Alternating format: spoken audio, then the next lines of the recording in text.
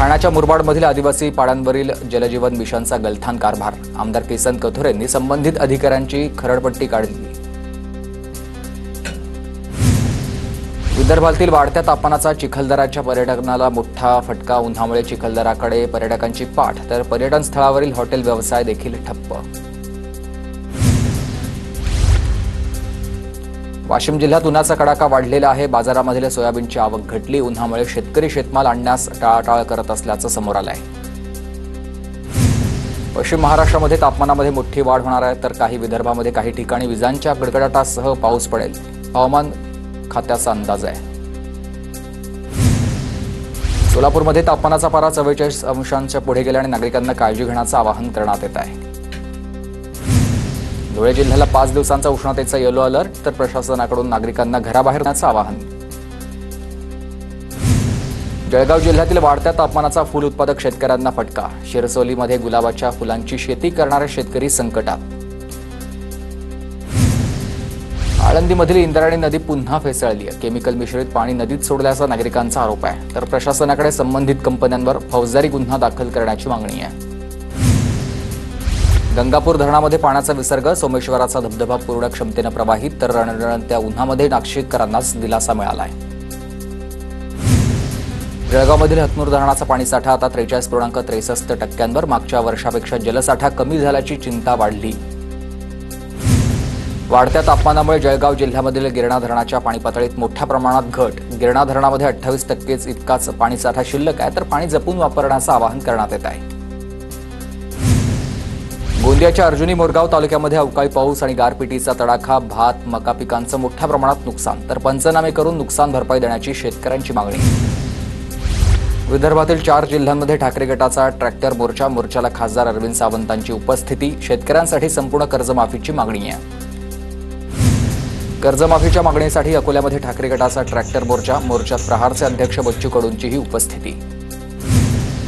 बुलढाण्यात संपूर्ण कर्जमाफीसाठी ठाकरे गटाचा ट्रॅक्टर मोर्चा. शेकडो ट्रॅक्टरसह शिवसैनिक मोर्चात सहभागी. बुलढाण्यामध्ये ग्रामपंचायत कर्मचाऱ्यांचे 2 दिवस काम बंद आंदोलन. वेतनश्रेणी तसंच इतर प्रलंबित मागण्या पूर्ण करा, कर्मचाऱ्यांची मागणी आहे. बारामतीमधील छत्रपती कारखान्याच्या निवडणुकीमधून राष्ट्रवादी शरदचंद्र पवार पक्षाची माघार. राष्ट्रवादी काँग्रेस शरदचंद्र पवार पक्षाला एकही जागा न दिल्यानं निवडणुकीमधून माघार घेतली. तालुका अध्यक्ष तेजससिंह पाटील यांची माहिती. खासदार सुप्रिया सुळेंनी उपोषण केलेल्या बनेश्वर रस्त्याच्या कामाला अजूनही सुरुवात झाली नाही. सुप्रिया सुळेंना दिलेल्या आश्वासनाला प्रशासनाकडून केराची टोपली. स्थानिकांकडून प्रशासनाच्या कारभाराविरोधात नाराजी. नागपूरच्या नंदनवनमध्ये बेपत्ता झालेल्या 2 अल्पवयीन मुलींचा 5 तासांच्या आत शोध. मुलींचे फोटो सोशल मीडियावर व्हायरल झाल्यानंतर सुज्ञ नागरिकांची पोलिसांना माहिती. दोन्ही बेपत्ता मुलींचा 500 पोलीस कर्मचाऱ्यांकडून शोध सुरू होता. जळगावच्या 40गावमध्ये 42 वर्षीय व्यक्तीचं 45 लाख रुपयांच्या खंडणीसाठी अपहरण. 2 जणांना अटक झाली. 40गाव पोलिसांची कारवाई. परभणीमध्ये बालविवाह रोखण्यासाठी प्रशासनाकडून विशेष मोहीम. पालकमंत्री मेघना बोर्डीकरांकडून बालविवाह मुक्त परभणी जिल्हा या चित्ररथाचं लोकार्पण. गोंदियाच्या सालेकसामधील गोर्रे या गावामध्ये 18 वर्षीय 2 युवक कालव्यात वाहून गेल्याची घटना. कालव्यामध्ये अंघोळ करण्यासाठी गेलेले तरुण पाण्याच्या प्रवाहात वाहून गेले. त्यांचा शोध सुरू आहे. गवत पेटल्यामुळे मोसंबीची बाग देखील पेटली. 35 ते 40 मोसंबीच्या झाडांचं मोठं नुकसान. जालन्याच्या अंबड तालुक्यातल्या माहेर या ठिकाणची घटना आहे.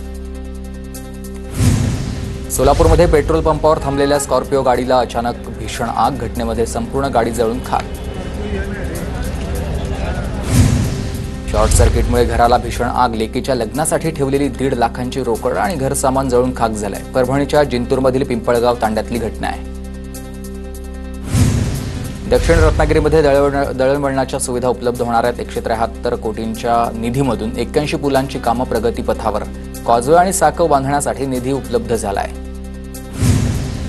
भंडारातील तुमसर महागडी या महामार्गावर कॉन्क्रीटच्या रस्त्याला भेगा, तर रस्त्याचं निकृष्ट दर्जाचं काम असल्याचं खासदार प्रशांत पडोळेंचा आरोप आहे. बुलढाण्याच्या जामोद इथल्या प्रवासी निवारा अतिक्रमणाच्या विळख्यात, तर दुर्दशा झालेल्या प्रवासी निवाराची भीषण अवस्था. सार्वजनिक बांधकाम विभागाचं दुर्लक्ष. जळगावमधील बोदवड ते मलकापूरला जाणाऱ्या रस्त्याची दुरवस्था. रस्त्यात मोठमोठे खड्डे. खड्ड्यांच्या रस्त्यावरून जाताना वाहनधारकांना तारेवरची कसरत करावी लागते. भंडाराच्या मोहाडी नगरपंचायतीमध्ये कचरा व्यवस्थापनाचा भोंगळ कारभार. अनधिकृत जागेवर कचरा टाकत परिसरामध्ये दुर्गंधी निर्माण होत असल्यानं नागरिक त्रस्त झाले. नागपूरच्या टिमकी परिसरामध्ये एमडी ड्रग्सची विक्री आहे. पोलीस पथकाकडून सापळा रचत आरोपीला अटक. 72,000चे 7 ग्रॅम ड्रग्ज जप्त. चंद्रपूर जिल्ह्याच्या हद्दीमध्ये बनावट देशी विदेशी दारूची वाहतूक करणाऱ्यांवर गुन्हे शाखेची कारवाई. बनावट दारूच्या 530 पेट्या जप्त. एकूण 46,93,000चा मुद्देमाल जप्त. जळगावच्या किनोदमध्ये विवाहितेनं गळफास घेऊन आत्महत्या केल्याची घटना समोर आली आहे. तर ही आत्महत्या नसून हत्या असल्याचा विवाहितेच्या माहेरच्या नातेवाईकांचा आरोप आहे. वर्ध्यात दुचाकी चोरी प्रकरणी एक जण पोलिसांच्या ताब्यात. आरोपीकडून पोलिसांनी 6 दुचाकीसह 1,00,000 मुद्देमाल जप्त केला. रामनगर पोलिसांची कारवाई आहे.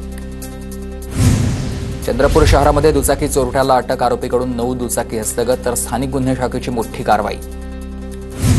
लातूर जिल्ह्यातल्या वेगवेगळ्या भागामध्ये चोरी आणि फसवणूक चिल्लर गुन्ह्यामध्ये रक्कम पोलिसांकडून रिकव्हर करण्यात आली. पालकमंत्री शिवेंद्रराजेंच्या हस्ते 59 लाख रुपयांचे दागिने मुद्देमाल नागरिकांना सुपूर्द.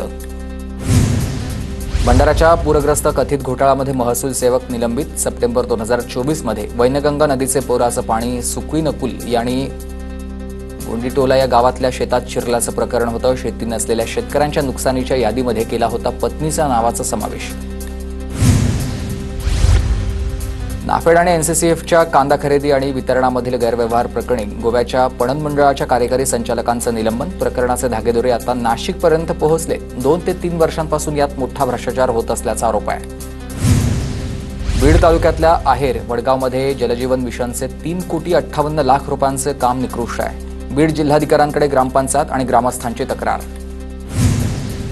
बुलढाणामध्ये तांत्रिक अडचणीमुळे नाफेड ज्वारी नोंदणी प्रक्रिया अडचणीत. नाफेडच्या ऑनलाईन प्रक्रियेमुळे शेतकऱ्यांची डोकेदुखी वाढली. 7/12 ऑनलाईन करण्यासाठी शेतकरी तात्काळत आहेत. नांदेडच्या कृषी उत्पन्न बाजार समितीमध्ये शेतकऱ्यांची पिळवणूक. टोकन देऊनही हळद खरेदी केली जात नसल्याचा शेतकऱ्यांचा आरोप आहे. व्यापारी जाणीवपूर्वक हळदीचे दर पाडत असल्याचा आरोप आहे. बदलापूरमध्ये रेल्वेच्या ठेकेदाराकडून शेतजमिनीची नासधूस. खरवई या ठिकाणी रुळाखाली पाईप टाकताना शेतीचा बांध तोडल्याचा प्रकार. तर शेतकऱ्याकडून नुकसान भरपाईची मागणी. साताऱ्याच्या म्हसवडमधील मानगंगा या नदीपात्रामध्ये अवैध वाळू उत्खनन. 25,18,000चा मुद्देमाल पोलिसांकडून जप्त. आरोपी सोमनाथ तोरणेवार याच्यावर कारवाई झाली आहे.